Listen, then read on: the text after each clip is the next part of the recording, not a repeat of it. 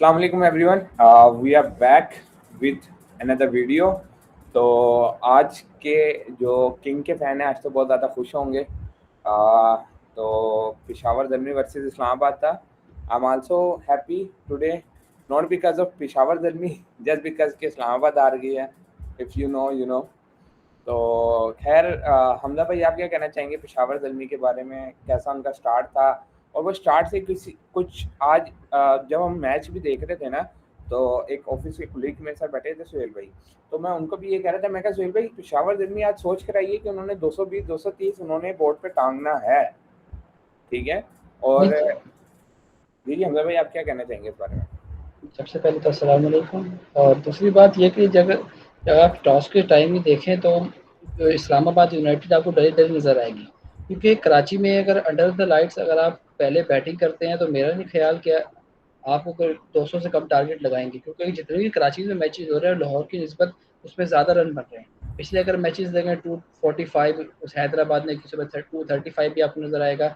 यानी कि जो पार स्कोर जो कराची में नज़र आ रहा था वो 215 से अबव था।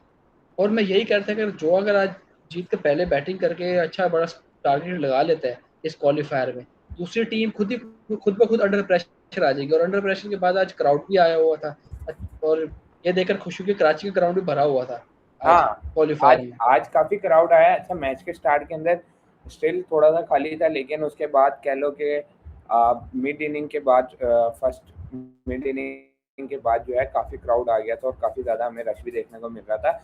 और I think it's a happy thing for us. और एक इसके अंदर एक और चीज़ है, पीसीबी की मैं ये इस बात में तारीफ़ करना चाहूँगा कि पीसीबी ने जो टिकट का प्राइस है वो ओनली 500 रखा था। तो उसमें ये था कि यार ठीक है, जो जिसने भी आना, अनक्लोयर का 500 था, just by the ticket and go and watch the match. और मुझे लगता है कि जिसने आज मैच मतलब स्टेडियम में देखने गए हैं, उनके बाबर आजम की सेंचुरी देखने के बाद पैसे पूरे हो गए होंगे। जी जी बिल्कुल। आज बाबर आजम ने 4 सेंचुरियां करके कामरान अकमल का रिकॉर्ड ब्रेक कर दिया।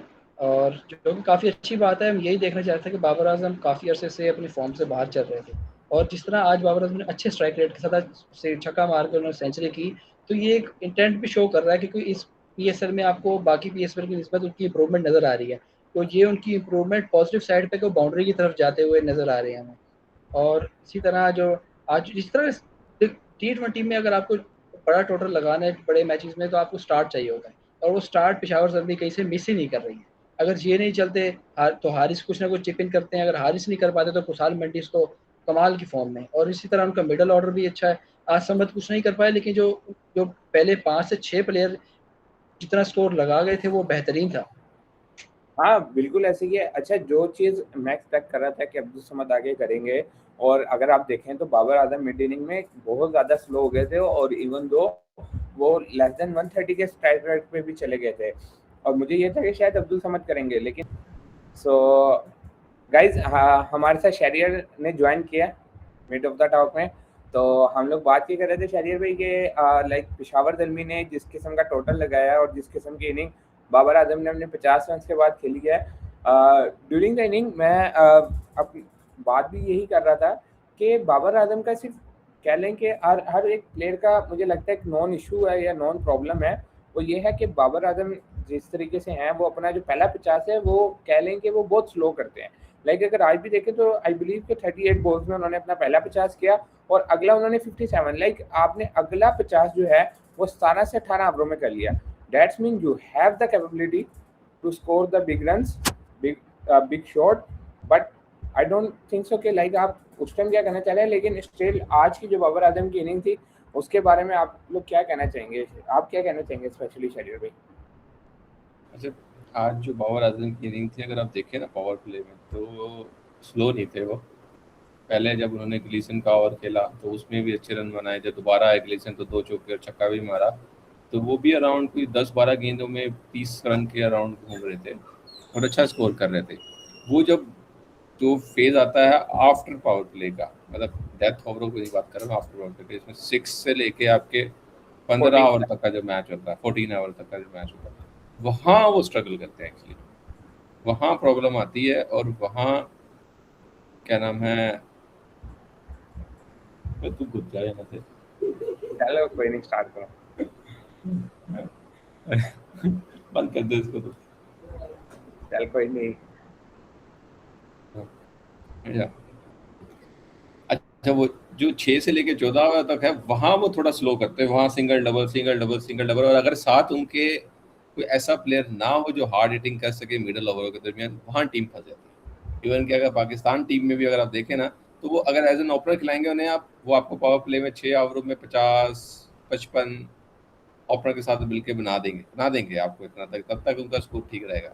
जब वो 6 से 14 तक की बारी चलेगी ना, क्योंकि हमारे पाकिस्तान की टीम में तो आपको पता है नीचे तक भी प्लेयर ऐसे ही, तो वो single single single single single, और जब नीचे बारी आएगी 15 से 20 तक की, तब प्रेशर के चक्कर में आउट हो जाएंगे। अब पेशावर ज़ल्मी की टीम अगर आप देखो ना, तो शुरू के पावर प्ले ये दोनों खेलते हैं, फिर खुशहाल मंडीज आ जाते हैं, और वो जो दरमियान के ओवरों में ना वो बराबर करके धुलाई करते हैं। तो प्रेशर जो है ना वो आता ही नहीं, मतलब आपको किसी की टेंशन हो ना, तो फिर जब आप अपने फ्री ऑफ माइंड खेलेंगे तो फिर ऐसे ही खेलेंगे जो शायद उन्होंने खेला, बड़ा जबरदस्त। आप देखो नीचे 20 गेंदों में हाँ, उन्होंने और 50 इसके अंदर अगर आप ये देखो कि पेशावर जर्मी के लाइक अगर आप उनके मिडिल ऑर्डर की भी बात करो तो सही है। और हम लोग एक बात मतलब पीएसएल के स्टार्टिंग से हम एक बात कर रहे हैं, वो ये है कि लाइक पेशावर हम उस दिन देखेंगे पेशावर जर्मी का जब ओपनिंग पेयर या जो अपर ऑर्डर है वो जब फेल होगा फिर हम देखेंगे, लेकिन इनका तो अपर ऑर्डर फेल ही नहीं हो रहा। लाइक अब तो माशाल्लाह से दुआ फाइनल में चले गए। दुआ करें आप ये फाइनल में फेल ना हो जाए। हाँ, बस अब ये है कि ये फाइनल में ना पकड़े जाएँ। बाकी जिस जिस तरह की इनकी फ़ॉर्म लगी हुई है और जिस तरीके से इन्होंने इस्लामाबाद को आज घुटनों पे टेका है, और तो बड़ा मज़ा आया है। और दूसरा ये है कि अगर हम बॉलिंग एंड की बात करें, तो जो हमारे कह लें कि जो बॉलिंग हुई है, वो उसके बारे में आप क्या कहेंगे? इस्लामाबाद की बॉलिंग के बारे में? इस्लामाबाद की बॉलिंग के बारे में जो मैं बात करूंगा, अच्छा शादाब पहला ओवर कराने आए, उसमें विकेट तो वो ले गए, उसके बाद जो उनकी कमाल की धुलाई हुई है ना, बड़ा मजा आया। स्पेशली बाबर आजम ने भी उन्हें फोड़ा, कमाल के फोड़ा है, मतलब कि आप किस टके के स्पिनर हो, किसी काम के स्पिनर नहीं हो। खुशहाल मेंडिस ने भी आपको खूब बना बना के मारा, पर वो नीचे के ओवर में एक 15वां ओवर था जहां उन्हें गलती से 2 विकेटें मिल गई छक्के के चक्कर में। वो भी जस्ट इसलिए उनको विकेट्स मिल गई क्योंकि ब्रेसवेल या अब्दुल समद आए थे, तो उनका काम ही यही था। हाँ, नहीं तो अगर उन्होंने देख के मारना होता ना, अंधा ना घुमाना था, तो शताब ने आज 60 के औसत पे खत्म करना था आज का मैच ना। लेकिन भारत बहुत खुश हुई, बहुत दिल से खुश हुई। शताब पिटे, इमाद पिटे, तकरीबन सारों की धुलाई हुई है, आज बराबर करके धुलाई हुई है।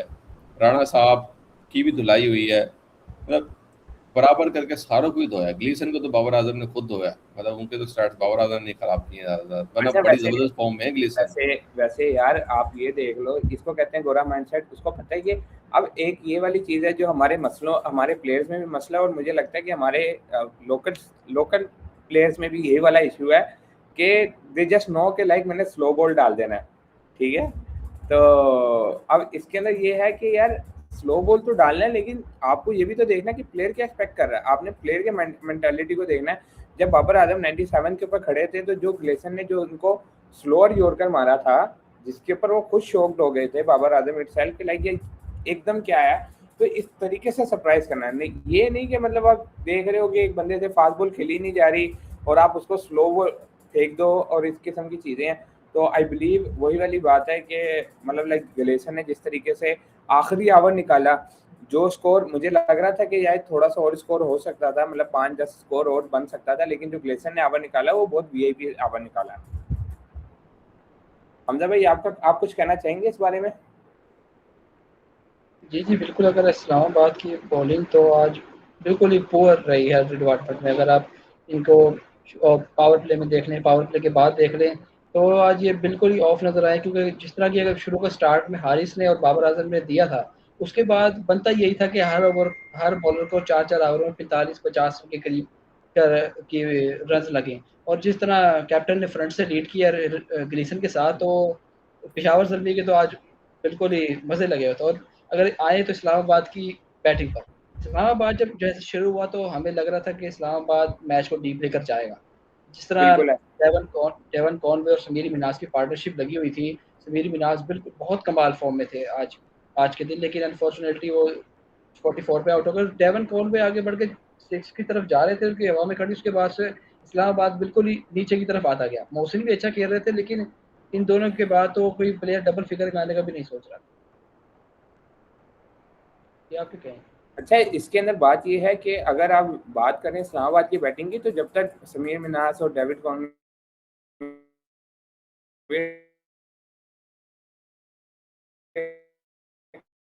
और ये मोहसिन रियाज किया कि उस टाइम तक आपको फील आ रहा था उसके बाद जो था ना, वो पाकिस्तानी मिडल ऑर्डर था नेशनल टीम का, तो वो आपको पता फिर कुछ ना कुछ नहीं होना चाहिए। वो चैंपमैन पे चल रहे थे, मुल्तान का मैच भी ये चैंपमैन पे जीते हैं।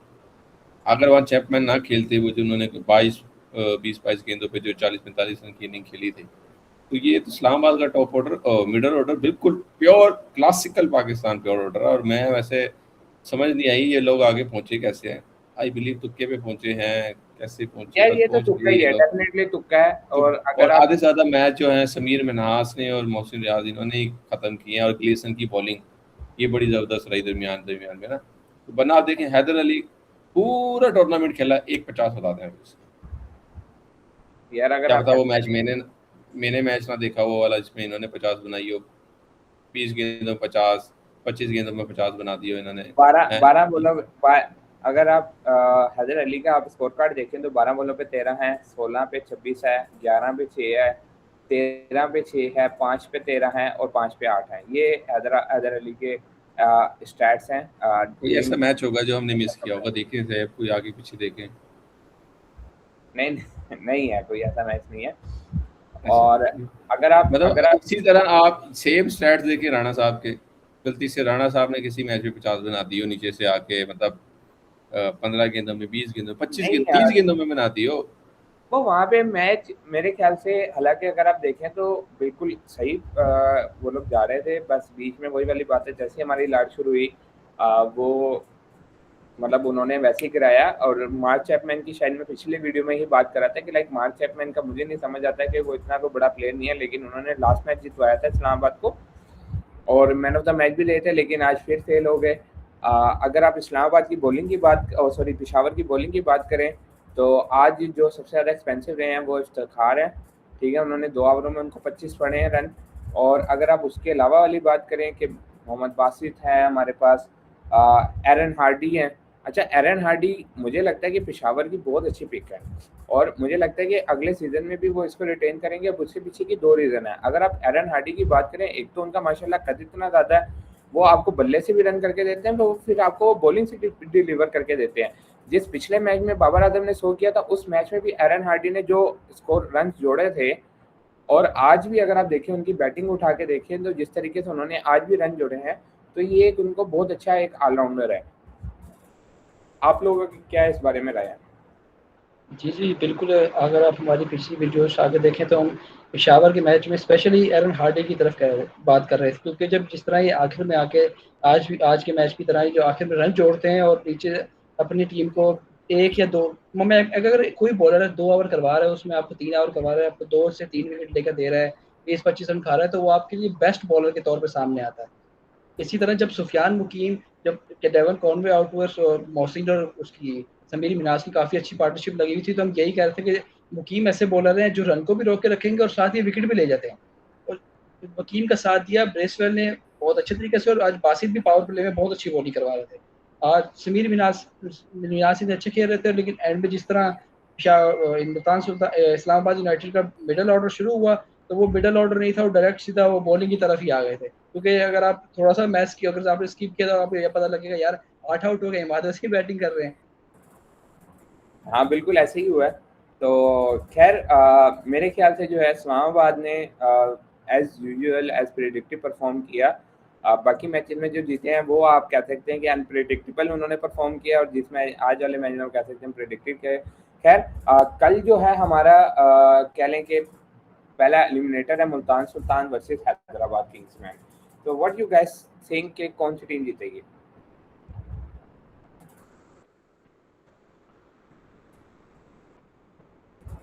कि मेरा मेरा ख्याल है कि जो कल मैच होगा इसका हम ज़्यादा कुछ कह नहीं सकते, क्योंकि दोनों तरफ ऑजी माइंडसेट है। वो एक तरफ मार्नस लैबुशेन है जो बिल्कुल अपनी टीम को बॉटम से टॉप पर लेकर आए हैं, जिस तरह ये लाहौर की लेग में 4 से 5 इकट्ठे मैच हार गए थे और कराची में भी पहला मैच हार गए थे, तो सारे इनका मजाक ही उड़ा रहे थे कि यार ये दूसरे पिंडीज निकले हैं, बस ये बातें ही कर रहे थे। लेकिन जिस तरह इन्होंने दोबारा कमबैक किया और जब से मैक्सवेल आए हैं तो बिल्कुल ही ये चेंज टीम के तौर पर नजर आए हैं। और इसी तरह अगर मुल्तान सुल्तान की बात करें तो मुल्तान सुल्तान जो मेन चीज़ अपनी डिपेंड करता है वो टॉप ऑर्डर पे करता है, स्टीव स्मिथ और साजिद फरहान। अगर आपने स्टीव स्मिथ और साजिद फरहान की इसी तरह की परफॉर्मेंस जैसे बाबर आजम ने दी है हारिस के साथ मिलकर, अगर ये परफॉर्मेंस लगी तो मुल्तान सुल्तान ही मैच ले जाएगा, और मेरी प्रेडिक्शन है कि कल मुल्तान मैच ले जाएगा। अच्छा, मेरी भी प्रेडिक्शन यही है कि कल का मैच जो है मुल्तान सुल्तान ले जाएगा। करिए भाई, आपका क्या कहना है? मेरा कहना ये है कि कल का जो मैच है ना वो इंटरेस्टिंग, और मुल्तान अपने पिछले 2 मैचों में जो है ना परफॉर्मेंस में मुल्तान की बॉलिंग वीक है, ये आपको मानना पड़ेगा, और बहुत ज़्यादा वीक है। मुल्तान के पास कोई प्रॉपर बॉलर नहीं है सिवाय अराफात मिन्हास के और पीटर सिडल के। चैम्पू वो पूरे टूर्नामेंट में पिटते आ रहे हैं अपना। इसके अलावा हमारे पास रंधावा साहब हैं, वो पिटते आ रहे हैं, इस्माइल साहब हैं, वो पिटते आ रहे हैं। इसके अलावा मुल्तान जिसको भी खिलाते हैं, नाजू बेचारे खेल नहीं रहे, उन्होंने एहसान किया मुल्तान के ऊपर बहुत अच्छा, और किसी गरीब को मौका मिलेगा उनकी जगह पे, वो पिटते आ रहे हैं। तो मुझे ऐसा लग रहा है कि कल हैदराबाद जीत जाएगा, क्योंकि जिस फॉर्म में मैक्सवेल चल रहा है और थुलर चल रहा है ऊपर से, और मुझे लगता है कि कल मां सदाकत और सैम अयूब ये लोग भी कुछ ना कुछ करेंगे और ले जाएगा हैदराबाद तो का मैच। चलें कल का मैच देखते हैं फिर। हम मेरी और हमजा की प्रेडिक्शन है मुल्तान सुल्तान और शरीर भाई की है हैदराबाद। बाकी वैसे अगर आप वैसे बात करें तो दोनों टीम ऐसी हैं कि दिल तो कर रहा है कि यार दोनों को आगे जाना चाहिए था, लेकिन अनफॉर्चुनेटली जाएगी तो एक ही टीम। लेकिन लेट्स सी कौन सी टीम होती है। बाकी इंशाल्लाह ताला कल मिलते हैं आप लोगों को। और एक प्रेडिक्शन में इसमें ऐड करना चाहूँगा, इनमें से जो टीम आगे जाएगी वो फाइनल लेके जाएगी, क्योंकि जब फाइनल आता है ना और जब फाइनल सीरीज आते हैं वहाँ ऑस्ट्रेलियंस आते हैं, और ये सारा ही ऑस्ट्रेलियन बैकआउट है, क्योंकि जैसे जैसे गेम क्रिटिकल होती जाती है ना, ये और आगे निखरते चले जाते हैं प्लेयर, हमारे वाले दबते शुरू हो जाते हैं, और मुझे पूरा यकीन है कि पेशावर ज़ल्मी खच मारेगी। चलें देखते हैं कल कल के मैच में कौन आगे जाता है। तो बाकी इंशाल्लाह ताला कल नेक्स्ट वीडियो में मिलते हैं। अब तक के लिए इतना ही। बाकी कोई बुरा लगा हो तो माजरत, और अपनी कीमती राय का कमेंट सेक्शन में ज़रूर इज़हार कीजिएगा, और इस वीडियो को लाइक शेयर सब्सक्राइब ज़रूर कीजिएगा। Thank you. Thank you everyone. Okay, अल्लाह हाफिज़।